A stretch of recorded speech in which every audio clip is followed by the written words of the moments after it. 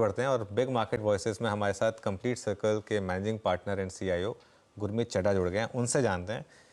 गुरमीत जी, good morning. 100 रुपये से कम में आपका भी कोई शेयर है क्या पसंदीदा? अनुज, हम इस तरीके से नहीं देखते, बट एक शेयर हमें पसंद है, वो उत्कर्ष स्मॉल फाइनेंस बैंक है। हम्म। अ, ये इसलिए पसंद है कि जो यूपी और बिहार को थोड़ा सा क्रेडिट पेनिट्रेशन कम है, थोड़ा अनटचेबल समझा जाता था माइक्रो बैंकिंग में। ये हेडक्वार्टर्ड है वाराणसी में। 45% ब्रांचेस वहीं हैं, 70% लोन बुक वहीं पे है। और सीडी रेशियो उन्होंने अच्छा गाइड किया है, 90-93% का।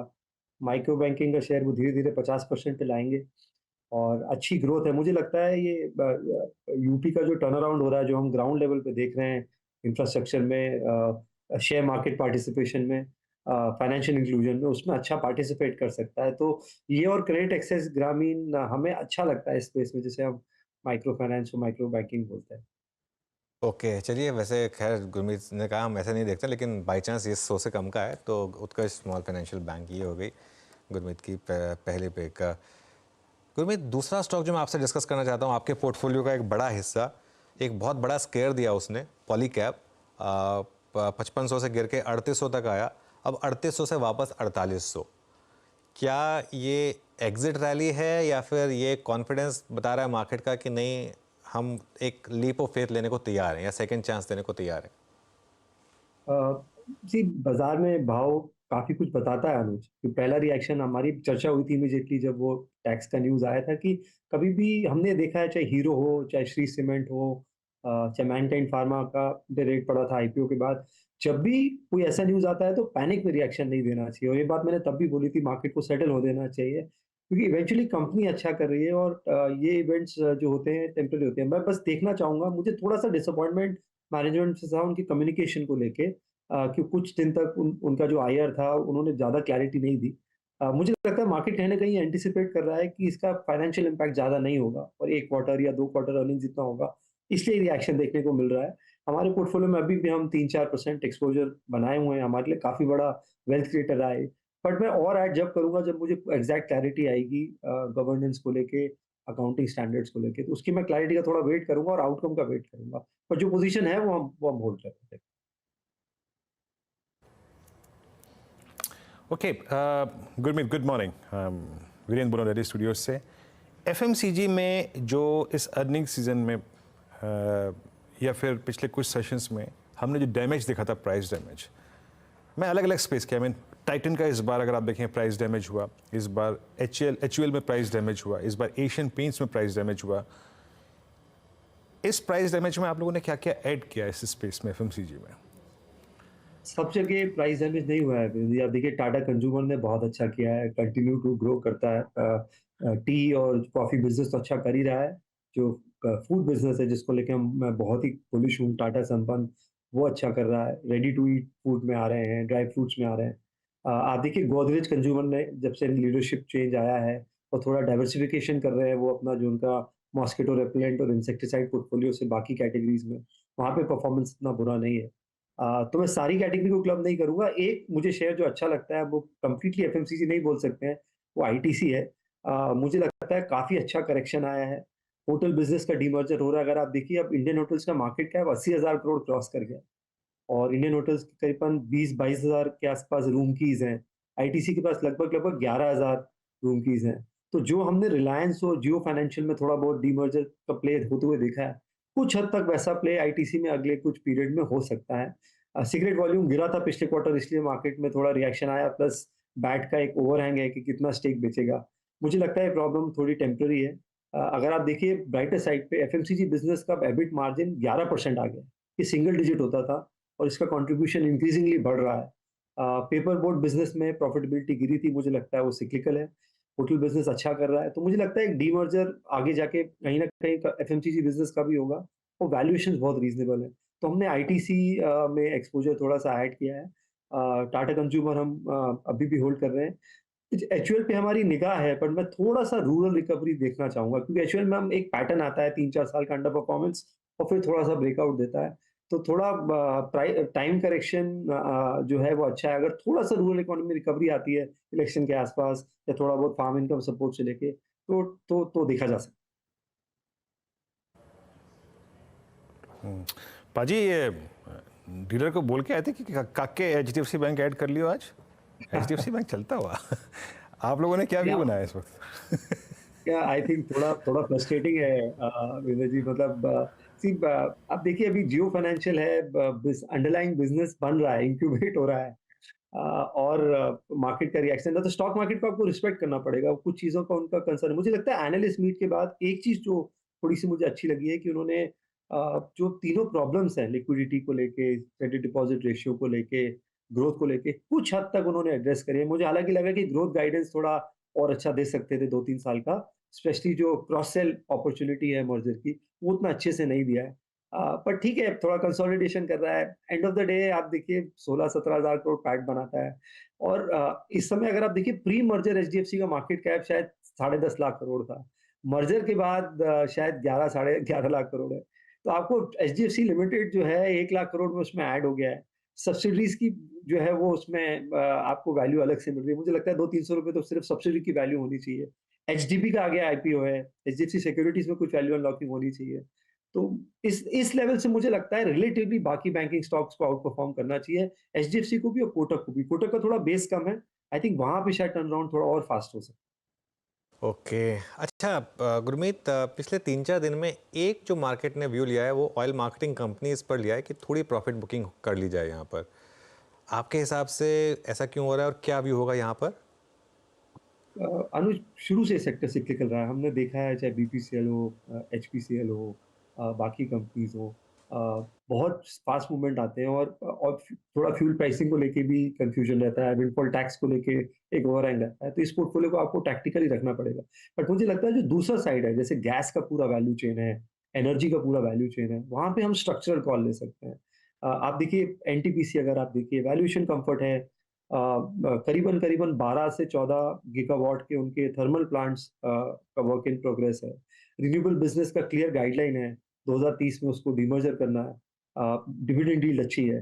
पावर ग्रिड आप देखिए, लगभग लगभग 2-2.5 लाख करोड़ की ऑर्डर पाइपलाइन है अगले 5 साल में, ट्रांसमिशन लाइंस को लेते हुए।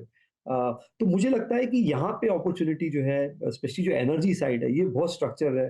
थोड़ा-सा मुझे लगता है कैपिटल एलोकेशन पॉलिसी में भी बदलाव आया है। थोड़ा-सा स्ट्रक्चरल चेंज है वहाँ पे, और मुझे लगता है वहाँ थोड़ा और री-रेटिंग हो सकता है। आप देखिए, मैंने आपसे चर्चा भी की थी, अरामको का मार्केट कैप $2 ट्रिलियन है। हमारा पूरा एनर्जी इंडेक्स जो है वो 1 या सवा ट्रिलियन डॉलर।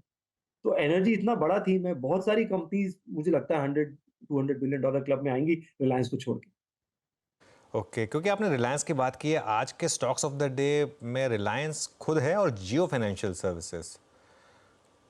क्या हो रहा है आपके हिसाब से यहाँ पर, खासतौर से जियो फाइनेंस में?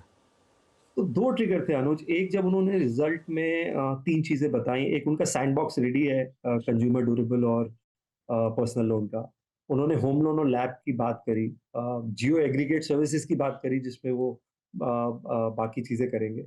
और एक ये पेटीएम रिलेटेड, जो जब से नेगेटिव न्यूज़ आई है पेटीएम को लेके, मुझे लगता है जियो में थोड़ा-सा मूवमेंट आया। कहीं न कहीं शायद मार्केट को लगता है कि ये करेगा, बट स्पेक्युलेटिव है, इस पे कमेंट करना बहुत मुश्किल है। बट प्राइस एक्शन आपको बता रहा है कि कुछ और न्यूज़ है। आइदर वो नया एक कोई बिज़नेस इंक्यूबेशन को लेके है, या कोई बड़ी एंटिटी है, या कोई सीईओ है जो जॉइन करने वाला है किसी बिज़नेस में। प्राइस एक्शन थोड़ा प्रीसीड करता है। बट मुझे लगता है थोड़ा रन अप थोड़ा-सा जल्दी है, क्योंकि जियो में टाइम लगेगा for things to play out.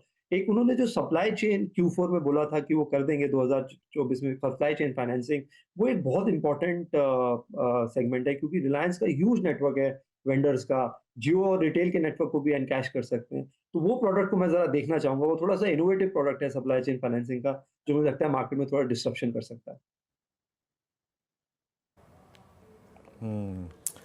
Okay, Jio financial services पे आपका टेक। पाजी, ये आपने कोई केमिकल में कॉन्ट्रा कॉल ली है इस बार अभी तक?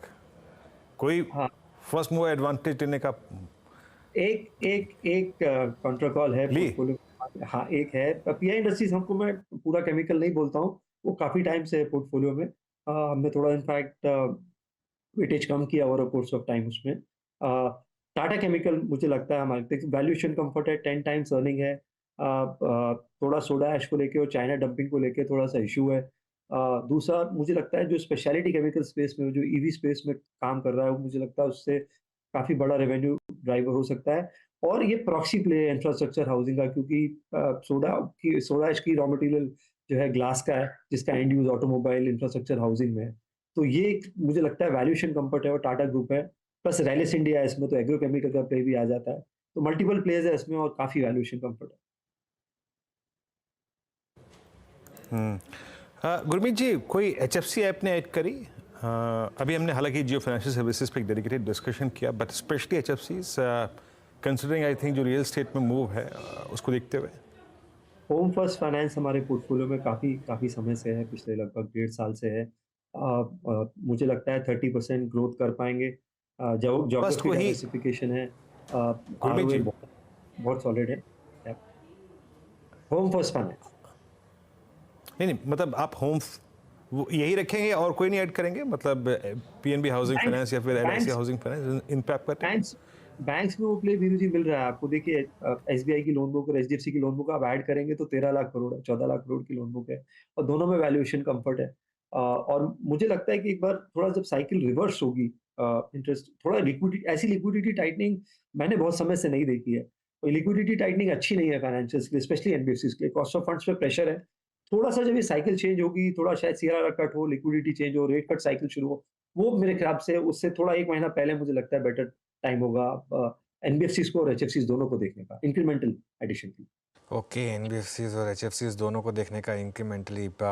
फाइनल सवाल एटलीस्ट मेरी तरफ से, इस समय कोई नया आइडिया जो आपने निकाला हो गुरमीत जी? आप इतना, आपके पास पैसा भी आ रहा है तो ऑब्वियसली डिप्लॉय करने के लिए भी सोचना पड़ता होगा, पीएमएस भी है, तो क्या कुछ नया आइडिया निकाला हो जो आप शेयर कर सकें?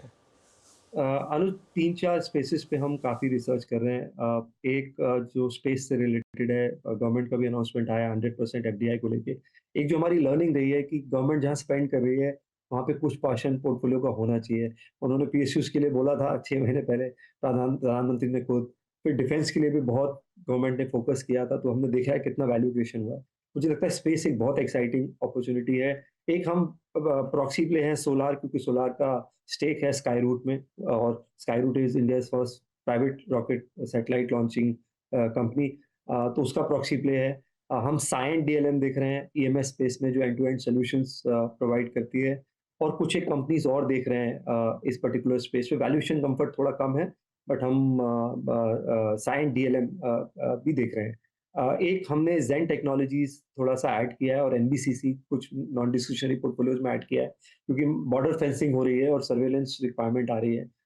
तो उसमें दोनों NBCC from construction and Zen for surveillance को दिया है। और एक छोटी कंपनी हमने ऐड करी है कंट्रोल प्रिंट, वो प्रॉक्सी प्ले है फॉर्मलाइजेशन को लेकर। It's coding and bar coding company. तो जितना जितना सेक्टर फॉर्मलाइज होगा, आप देखिए फार्मा में, मेडिसिन में भी बार कोडिंग हो गई है। रिटेल पूरा जो फॉर्मेट है किराना का, बारकोड यूज हो रहे हैं। तो ये एक प्रॉक्सी प्ले है फॉर्मलाइजेशन ऑफ ई कॉमर्स का, इकोनॉमी का, जो हम खेलना चाहते हैं कंट्रोल प्रिंट के थ्रू। गुरमीत जी, फ्राइडे प्लान कहीं खाना या फिर कोई सिनेमा, कोई पिक्चर आइडेंटिफाई की इस बार आपने? क्या 3 चीजें हैं। एक हमारा अभी वीकेंड क्रिकेट मैच होता है, तो मैं क्रिकेट खेलता हूँ वीकेंड पे, थोड़ा सा मार्केट से भी मेंटली स्विच ऑफ होने के लिए।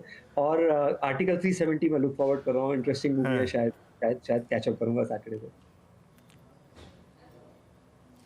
ओके, मुझे भी एक जगह नोएडा से ट्विटर पे एक आमंत्रण आया था कि आइए सैटरडे संडे को, तो नोएडा में किसी क्रिकेट ग्राउंड में है ना? हाँ जी, हाँ जी, यहाँ पे एक पायनीर क्रिकेट ग्राउंड है वीर जी, बहुत बढ़िया क्रिकेट ग्राउंड है। यहाँ पे अंडर 15 के ट्रायल्स भी होते हैं, तो वहाँ खेलते हैं। ओके ओके, चलिए, पर जिस ट्रायल की बात कर रहे हैं अब उसमें तो उम्र में हम आ नहीं पाएंगे। खैर, फिर भी कोशिश करेंगे किस दिन आपके पार्क में आने की। गुरमीत जी, बहुत बहुत शुक्रिया, आप इस कार्यक्रम में शामिल हुए, और have a nice weekend sir. आपका सप्ताहांत बहुत अच्छा रहिए, और आर्टिकल 370 देखिए। मैं भी कोशिश करूंगा, देखते हैं कौन सी मूवी देख के आऊँगा। बट अभी अगर आप स्क्रीन को देखें तो इट्स 22224।